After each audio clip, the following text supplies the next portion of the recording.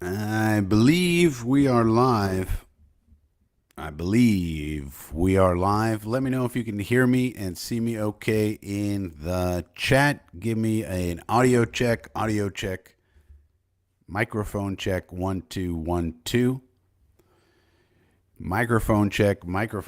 Let me know if we're good in the chat for the hardware. We've had many problems in the past with our hardware. We've had computer problems. We've had camera problems. We've had microphone problems.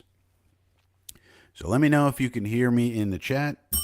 Let me know if you can hear the bell in the chat.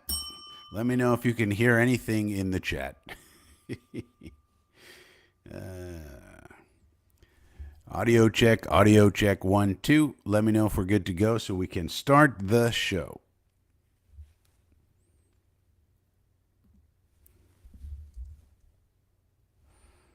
Bell 0%. Oh. All right, Phil Adams is here. Audio 100, video 100, bell 0. Well, we still haven't solved that problem. All right, well, we'll have to do without that. Oh, Phil says bell 100%. All right. Maybe we got it going then. All right, well, we're rocking and rolling. My name is Frankie. This is the coffee. This is Coffee with Frankie for a Sunday, October the 13th, 2024. The New York Jets are not playing today. They're playing tomorrow. And of course, they have a new coach. There's a few news items that we'll go over, and then we'll take a look at some data and do some film room study and see what else you guys want to talk about. Let's check in on the chat. Harlan is here. Good to see you, Harlan. Phil Adams, of course, the great Phil Adams from over in jolly old England. He wants to know, is there going to be a brave new world for the Jets? We got to see. We'll see Monday night. And then we got Braden, of course, from New Zealand. Good to see you, Braden. He says, ding, ding. All right, Braden is here. Yeah, the folks are all gathering. All right. Well, we got some news items. Let's catch up on the news, shall we? Let's see if I can do some things here. What's the first news item? News item. Davante Adams trade has been it's been a news item for a long time, and it's not going away anytime soon. He's still the trade is still on the table, and the latest news was, well, maybe the Raiders won't trade him after all. They could just hold on to him, and because the Raiders are changing quarterbacks, they're going back to Aiden O'Connell. They're putting Gardner Minshew on the bench. No Minshew mania anymore, and they're saying, okay, Aiden, we're back to you. Could have done that from the beginning, but they decided not to. And the news was, well, maybe Adams likes O'Connell better than Minshew, even though he had plenty of problems with O'Connell last year. No one reports that. But O'Connell was missing him plenty last year, although did have some good games with him also. But then we got another report that said, actually, the Raiders are bluffing. So now we have a report from, Jonathan Jones, whoever that is. Jonathan Jones says, actually, sources say they bluffing. Jonathan Jones, I guess from CBS or something. Sources believe the Raiders are bluffing about keeping Davante Adams.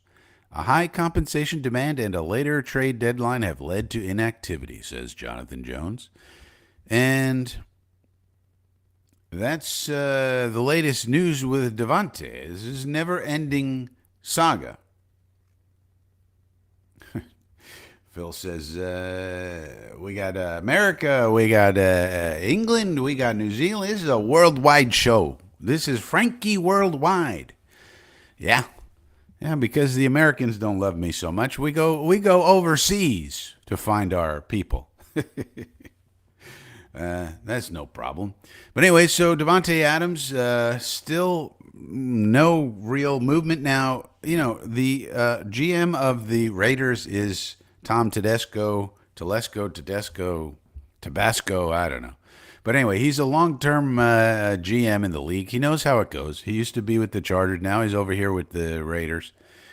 And he knows that you can't insist that the other team take a high salary guy, especially if he's older and Adams is 31, and also get high premium picks.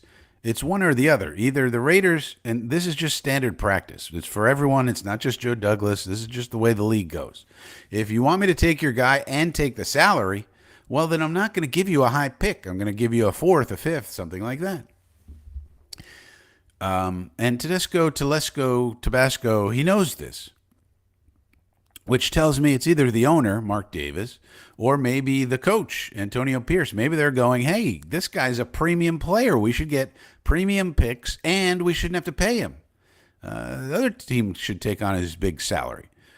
Well, that's not how it works, generally speaking. And so something's led to this standoff, and I guess they were saying, well, let's see. I mean, the Jets are in on it, the Saints, some people say the Bills, the couple other teams. The Steelers, okay, all the teams that basically need a wide receiver in on this guy. And they probably thought, well, okay, the Jets don't want to do that. Maybe somebody else will do it. And waiting for that, and that hasn't materialized either. They don't care where they trade him, probably. They're probably not going to trade him to the Chiefs or something like that. But other than that, they don't care where they trade him. So, but it looks like everyone has come back to them and said, no, either you eat the salary and get the draft pick, or we take the salary and give you a lesser draft pick. That's simple. And now we're at this standoff. But there is a deadline. The deadline is November 5th, so it looks like this one may go all the way down to the deadline because deadlines, as they say, make deals. So, Harlan says, today is my 37th anniversary. Well, congratulations to you, Harlan. And it's also going to be the 37th anniversary of the Davante Adams trade rumors. Next news item. What do we got next? Let's see if Frankie can work the system here. Next news item. We got some news about Hassan Reddick. Good old Hassan. So this week was an interesting week in the Hassan Reddick drama. And it makes, in my opinion, Joe Douglas look just fine for what he's done. So Hassan Reddick, you found out this week that the agency, CAA, which his agent is Tory Dandy, is dropped him. And they said, actually, we would not like to represent you anymore, Mr. Reddick. Which tells you that something was going on. This is something I said from the beginning. This is not making sense. Something's not adding up in this whole situation because the agents would tell you to get in there. And it also came out today via Schefter or Rappaport, one of those two, that the Jets indeed, as confirmed, as we spoke about, gave him a nice bump offer of his salary to bump him up into the 20s, 20 millions for 1 year. We were going to do that, and the agency obviously was telling him, yeah, take that deal. It's a good deal, Hassan. Go in and get to work, get your 22, 23 million, have a great year, and then go on the market again next year, which is what everybody thought would happen because that's what made the most sense, and it was totally logical. And now you find out CAA drops the man and says, get out of here. We can't represent you. You're being way too stupid, even for us. Okay, we represent a lot of stupid people, but this, we can't even deal with this. We've seen some stupid people in our lives do some stupid things, but this takes the cake to the point we cannot represent you anymore, Hassan. Thank you very little. Get out. Ooh. And then we find out even more news about Mr. Reddick. That he apparently is being sued by a business partner over some problem they had for $1.6 million that he apparently scammed this guy out of. So he's got business problems, he's got logic and just basic thinking skills problems.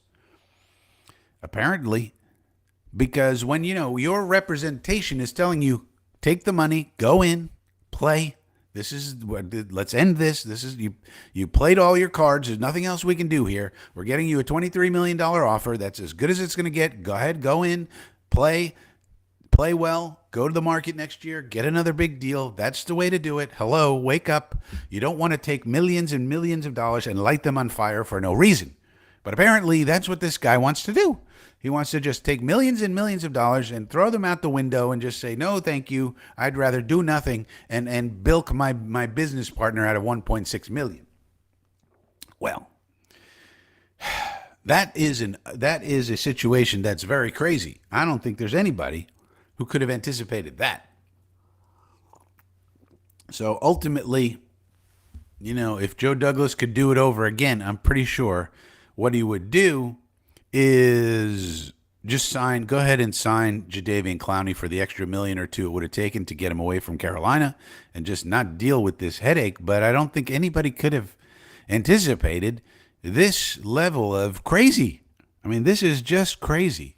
And every expert who's looked at it I've looked at it from every angle, all the experts, all the reporters, because the strange part was, as I've said, the reporters were not putting anything out to the public in Reddick's favor, meaning that Tory Dandy, the agent, wasn't feeding them the information that they need. Remember, most of these reporters are putting out, a lot of times when it comes to these type of issues, they're putting out press releases for the agents. That's all they're doing in order to maintain the relationship with those agents. But nobody was doing that. So that meant Tory Dandy wasn't feeding them the information to get public sentiment on their side, to get some leverage. And that was extremely strange, because you wonder why isn't Dandy doing that? That's what he would do normally if he had some sort of real leverage and if he had a client that was doing what he wanted him to do. And now we find out the client was not doing what he wanted him to do, and that's a very crazy thing. Tory Dandy and CAA are very experienced agents. CAA is one of the biggest in the world for all sorts of things, sports, entertainment, you name it. Them and William Morris, they pretty much run the world. And so these people, Tory Dandy has negotiated over billion with a B, dollars worth of NFL contracts with just NFL players. Now, this is not some neophyte. Okay, this is not some weirdo agent. This is a very mainstream guy who knows what he's doing. And so the fact that the reporters weren't putting anything out on his behalf, and you can almost always tell when they're doing it, said a lot. And then finally this week, the dam broke, and they said, well, we get out of here. We're dropping you. Get out of our agency. We can't deal with this craziness anymore. So there you go. A very strange situation that pretty much nobody could have predicted. Well, I don't know. Braden says, let's bring this up. So comments on this. Braden says, well, do you think he hates the Jets? I don't know why he would. What would be the point? First of all, he's from the Philadelphia area. So he's from near New Jersey. He went to Temple University, don't forget, under Matt Rule, that idiot. But anyway, so he's from the Northeast. He should understand how things work here. It's not like he's pining to go and live in Miami or something like a lot of the guys do. Because he's from Philadelphia area. Second of all, our defense is perfect for him. He would have gotten 15 sacks in this defense. It's a perfect defense to go to if you want to make a lot of money. This is the place to be if you're a defensive end. And so, and also, if you ask any of the players, the current players like Morgan Moses or C.J. Mosley or anybody you might ask, if you say, well, what's it like over there? They're going to give you glowing reviews. You're going to say, yeah, it's beautiful. It's fantastic. They haven't won. But, as far as the facility and how they treat you and all the services they provide you and the nutritionist, and they all talk glowingly about all that stuff. So it was actually the perfect situation for Reddick to be in. You be in an attack front defense where you can go ahead and get 15, 17 sacks, make your $23 million this year. That's not chump change. Take home $23 million. Okay. Then you get your 15, 17, a lot of sacks. And you go on the market again and get paid again. What's the bad thing here? Douglas was willing to go up and make it better for him. He's scheduled to make $50 million, which is a contract he signed. He wanted the long-term stability of a 3-year contract, which he got.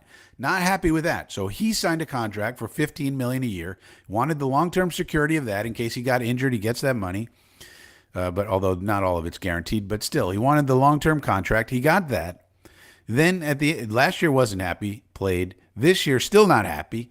So 15's not enough. So Douglas is willing to go up to 23 and still not happy. I mean, it's ridiculous. Nobody in their right mind would have acted this way. Nobody. And the proof of the pudding is the CAA dropped him. CAA represents not great people in the entertainment industry. It's not like they're a bunch of choir people over there. They're willing to represent a bunch of a-holes. They got no problem with that. As long as you take their advice when it comes to money. They don't care what kind of a jerk you are, but take the money, guy. What are we talking about here? So this whole situation just makes no sense. I don't know. Maybe we're going to find something out later about Reddick that we don't know now that'll make it make sense. Phil says Reddick must be taking bad advice off somebody. Yeah, so I heard a rumor that he's getting it from his dad or something. But if you're taking the advice of your father over your professional representation, you hire CAA to be your agent. This is what you hire them to do. This is what they do. They're one of the best in the world. This is not a fly-by-night agency. They're one of the biggest talent agencies in the world. They're massive. They know what they're doing. Tory Dandy's one of the best in the whole business. That's what confused the hell out of me about all this. Tory Dandy is one of the best in the business. And you're not going to take his advice?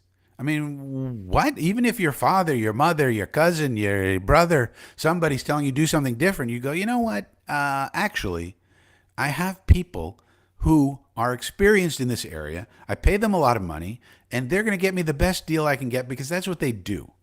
And they're one of the best in the world. It's not a small agency with some lunatics running around. These are smart people who know what they're doing. So to not take their advice and to take your father's advice, your mother's advice, your brother, your cousin, this one, that one, over your professional representation is insane. That is insane. So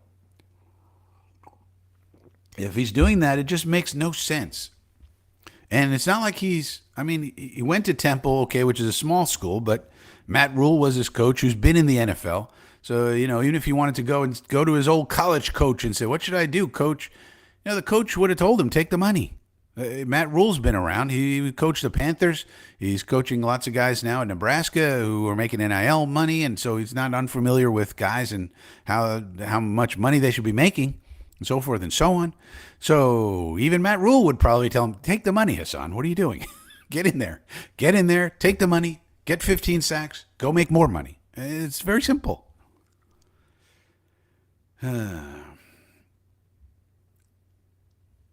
Harlan says, well, yeah, if you fans almost everywhere don't like Reddick, well, if you act this way, people are not going to like you because think about it. He had $15 million on the table as it was. That's not a small amount of money. Most people can't even imagine envisioning $15 million, let alone having it. And that was just for 1 year. He's made lots more in his career, of course. And then Joe Douglas is going to go up to 23, and he still didn't take it. Of course, people aren't going to like him. It's like, what are we doing here? To play football? The other thing is,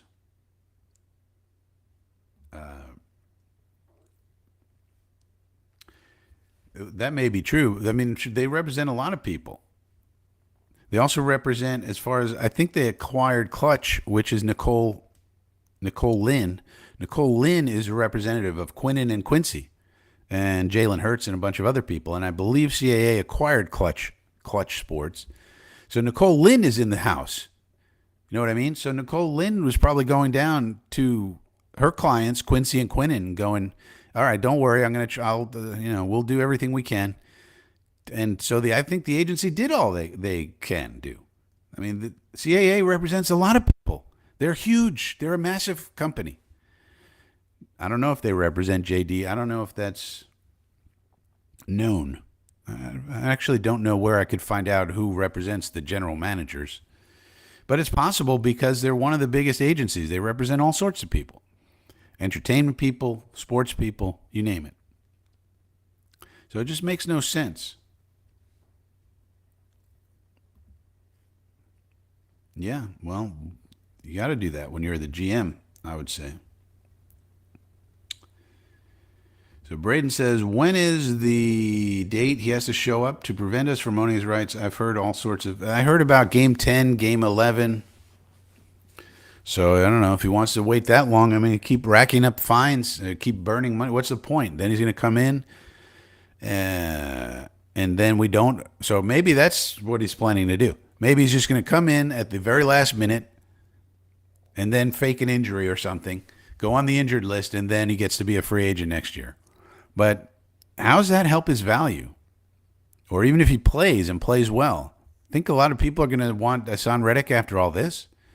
I mean, yeah, he'll probably get on some team, but I don't think he's helping his value. Yeah, exactly. Phil says, there's no point in hiring an agent if you don't listen to them, especially if you hire one of the best in the business and then you decide to listen to somebody else. Braden says, why do you think JD hasn't spoken to the media about Saleh? Because what's the upside of doing that? So we'll get to Saleh here shortly. In fact, right next. I think that's the next news item. So let's. This is a good lead-in for the Saleh news item. So that's it about Hassan Reddick. Let's see if we can do the next news item here. News item: Saleh firing. So Saleh got fired, and I think the key thing about Saleh getting fired, the key thing to remember. So a lot of things get said, and only some things are important, and some things are not important. But the things that stick out in my mind was when Woody Johnson said in the offseason that when he was talking about the struggles of the team in the previous year, this offseason, he said that Joe Douglas and Robert Saleh saw him be as mad as he's ever been about the team and the fact that they were not performing. Remember that? He said, I was as mad as I've ever been. And they saw it. And so basically he was dressing them down and yelling at them. What is going on with this frickin' team? And why don't we, have a backup quarterback and all this? Because obviously those guys were just blaming it all on Zach Wilson. Well, Zach Wilson. So I think what happened was Saleh and Douglas talked Woody out of firing Saleh, at least in the offseason. That's what I think you can safely say, because you also have to remember that at one point somebody asked him, like, what are you going to do different this year than last year to make sure the things that happened last year don't happen again? And he went into, as he often did, a big soliloquy about, all of the controlling the controllables, and what he was talking about was the media and the fact that he was texting Joe Beningo and all this crazy stuff that he was trying to do to keep things going in a positive direction. And I think he realized, well, that's pretty dumb. You can't worry about that sort of stuff. You have to worry about what's going on the football field, which is what he basically said, which is probably what he also said to Woody. Look, don't worry. This year, we're going to get Rodgers back, for one. Number two, we'll have a real backup quarterback. Tyrod was signed. And number three, we're gonna not worry about the Joe Beningos of the world. Not going to send texts to this one and that one. We're going to keep our minds focused on football. Give us a shot. Let us show you it'll be different this year. And I think Woody said, okay, but you got a short leash. I think this was planned out. And I think probably Saleh knew it, and probably Joe Douglas knew it. Like, if you don't get off to a good start for whatever the reason, and I don't want to hear any more excuses, Woody was probably saying, then we're getting rid of you, Robert. And they're probably like, all right, well, let's see what happens. And of course, Zerline misses a field goal. Rodgers misses Wilson late in that game against the Vikings, and we're 2-3 instead of 4-1, and out goes Saleh. And I think overall, though, there's just too many excuses. Like Saleh, they asked, so what are you going to do different, blocking-wise to help make sure Rodgers doesn't get killed back there? Oh, we're not going to do much of anything. We're going to do the same but better, basically what he said. We'll do the same but better. I don't think that was cutting it with Woody. So, you could say, okay, well, this is owner meddling. We don't like the owner meddling. But at the same time, I think this is the owner of the business, if we think about it like a business, who gave his CEO, we said we want Saleh to be a CEO rather than a defensive specialist, offensive specialist. We want him to be the CEO of the team. Well, if the CEO is not performing, you got to change him out.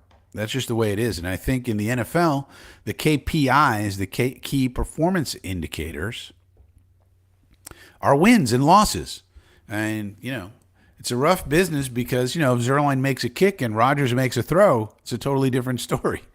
But then again, you could say, the ifs and buts and all that. I mean, if you could look at the wins we had and say, well, if the Titans did this and Levis didn't go all Will Levis, we don't win that game. So you can't get too far into the ifs and buts and all that, because you could say it about your wins, you could say it about your losses, and at the end of the day, the good teams make the plays at the end of the game to win games, and the bad teams don't make the plays at the end of the game, and they don't win games, and that's just the way it goes.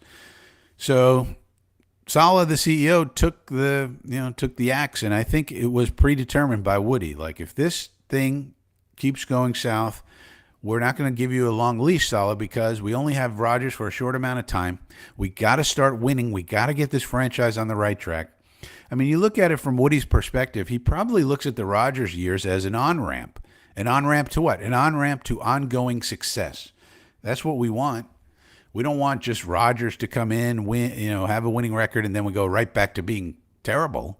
We want Rodgers to be the on-ramp to ongoing success, where we understand the processes needed to succeed, put those things in place, and then in the background develop a quarterback to come in after Rodgers leaves. Hopefully it's Jordan Travis. Maybe it's Adrian Martinez. Maybe it's some guy we draft this year. Who knows? And I think that's what Woody wants.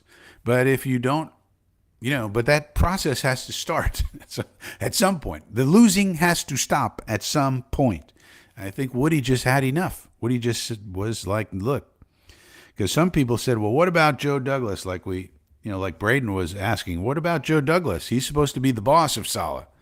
But I think Woody just took control and said, look, I have to make this decision, because if you think about it, Joe and Robert were tied at the hip. I mean, I think Joe Douglas really loves Robert Saleh. And it would have been very tough for him to fire Saleh. And I think Woody knew that. And overall, that's a good thing. You want your head coach and your general manager to be in sync, for sure. But in this case, I think Woody was like, look, Joe's not going to, it'd be very hard for Joe to do it. I'm going to go in, be the bad guy, and just, cut this out, and let's see what we can do and try to salvage this season. Because if we can, if we can just make the playoffs this year, that'd be nice. And if Rodgers stays healthy, comes back next year, maybe we could compete for the Super Bowl next year. Hey, how about that? And anytime you make the playoffs, you never know. Maybe you could go on a run. Who knows? It's the playoffs. That's why you want to get there, because anything can happen. But I think that's ultimately what happened. And ultimately, I think it was the right call. And I don't think JD really should be in the media, really, talking about it. Woody said it was his call, and I think it was his call, but I also think it was predetermined, and Joe knew it was going to happen, and it just would have been really tough for Joe to do it. And for Joe, and also for Joe to talk about it. What's the upside to Joe talking about it? Like, Braden, what would be the upside? Question is, why do you think JD hasn't? What's the upside to speaking to the media? Remember, the media is not your friend. I think one of the lessons that Saleh learned while he was here, the media can't be charmed, no matter how charming you are. And Saleh's a charming guy. If you and I met Robert Saleh in a bar or anywhere else, we would say, this is our best buddy. We love this guy. He's awesome. Because he's a charming, wonderful guy. He is. But the media is the uncharmables. They cannot be charmed under any circumstance, because they have a job to do. And their job is not to make you look good. It's to create as much drama as possible to get as much eyeballs on their product, whether it's their Twitter account or their website or videos or whatever it is.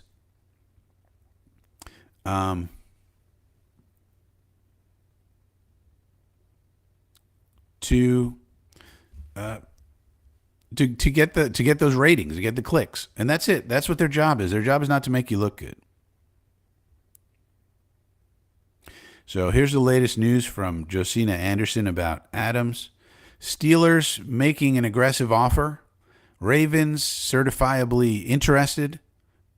Jets researching, talking it over. Bills, days ago I was told nothing's changed, so I've yet to add them to the timeline. Saints, I've indicated still weren't agreeing on the draft pick, need that first. Raiders, source emphasized he's still under contract. So that's the latest from Josina Anderson.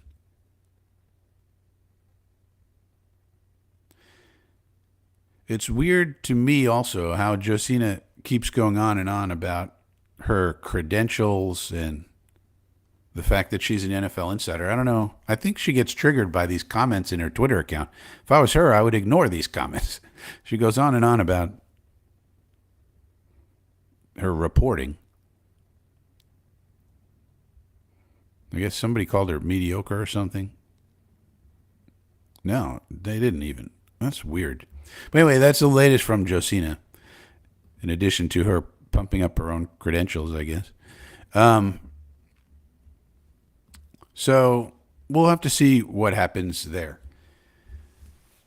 But that's what I think about the media. So you have to be very careful. And Saleh should have learned this lesson. Saleh would say way too much to the media. They are not your friends. They will use anything you say can and will be used against you in the court of public opinion. May not be today, may not be tomorrow. You may say something you think is perfectly fine today. 3 months from now, they'll bring it back when something else happens and say, you said this happened, but actually we found out this. Da, da, da, da. Anything you say to the media can and will be used against you in the court of public opinion. So I think the only times you see JD in the media is when he's required to do media by the NFL. And that's appropriate. He's a general manager. We don't want him coming out and saying things, really, that he doesn't have to. He should just say what he needs to say, come to the media whenever he absolutely has to, and otherwise he needs to operate in secrecy.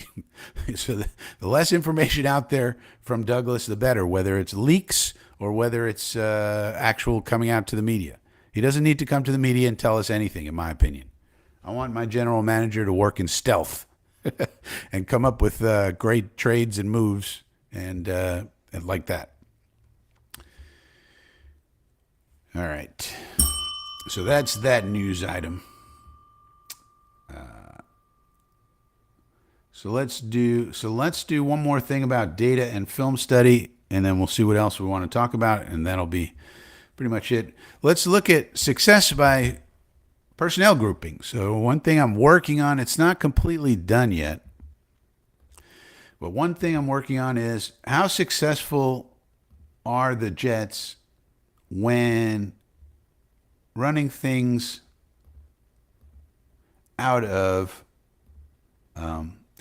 different personnel groupings. So let's take a look at this. And I think Jets X Factor also had an article about this as well, if I recall. But this right here is, let's get rid of this caption, hide. Okay.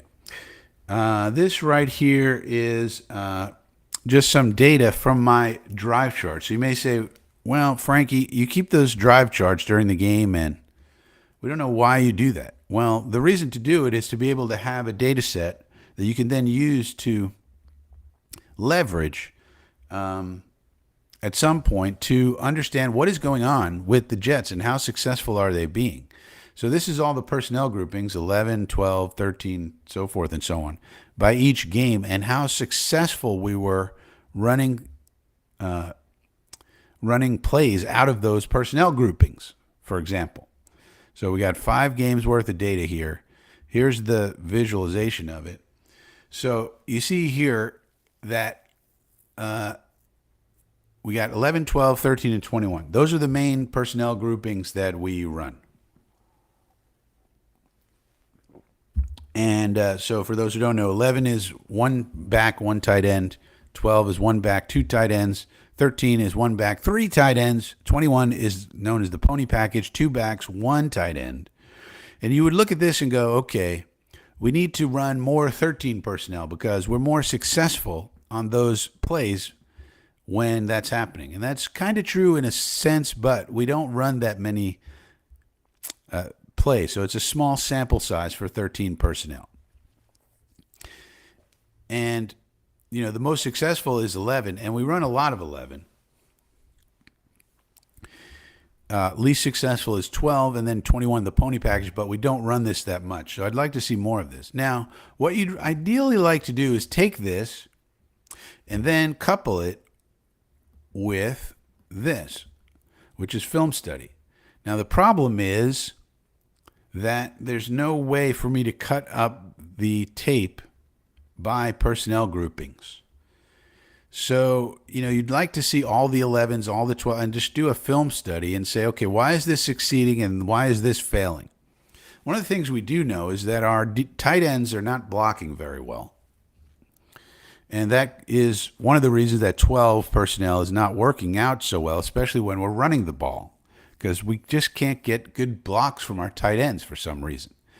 And I think that falls on Ron Middleton. Why doesn't Coach Middleton ever get some criticism for the fact that the tight ends can't block anybody and haven't been able to block anybody since he's been here? Where's the criticism of Coach Middleton? What about that?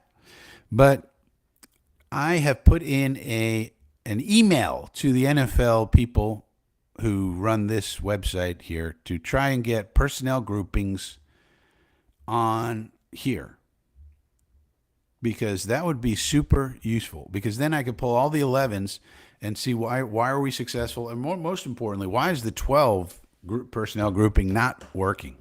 12 is a common personnel grouping that you kind of need to work. You're going to have two tight ends on the field a lot, and it has not been working for us. So one of the things I would say about this Buffalo game, let's see if Downing and Ulbrich decide to go with a lot more 11 personnel, especially to start the game. Now, 11 personnel is a light personnel group. You only have one tight end and you have 3 wide receivers on the field. So, you typically aren't going to run out of it. But if you can run out of it, like if you have somebody like an Alan Lazard who can block, you can use him as a tight end. If they go nickel and we're in 11, I think with Lazard on the field, I think we can run out of it successfully. So let's see if we do that. And we might even do some tempo. See, this thing doesn't even have tempo that we could pull. So that's what I think about the personnel grouping. So it's some initial data, I would say. That's simple success rate, by the way. It's not weighted. There's different kinds of success that you can have. In other words, a touchdown is way more successful than a first down, for example, right? So you got to weight the success rate, and I do that, but it's not complete yet. So we're waiting on that. So that's what I would like to do, but I need for the film to catch up to this, and you would think that that's sort of an obvious thing to do. Although, you never hear enough on the broadcast about what personnel groupings are in there. I mean, this is pretty good, but it just needs a few more things. So let me know what you guys think about that. And otherwise, so let's just stop screen sharing that. All right, so that's what's going on there. We'll see what Downing and Ulbrich bring on Monday night, but that's the basic idea. That's the basic idea. All right, so that's it for that news item. Let me know if you guys have any questions or if you want to see any film study or what.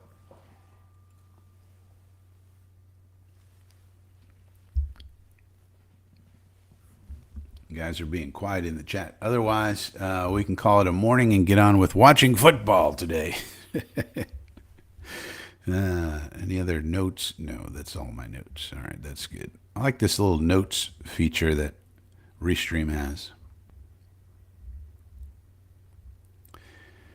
All right, well, That being the case, this has been Coffee with Frankie. I'll see you guys next week, and I'll see you on the live stream on Monday night, of course, with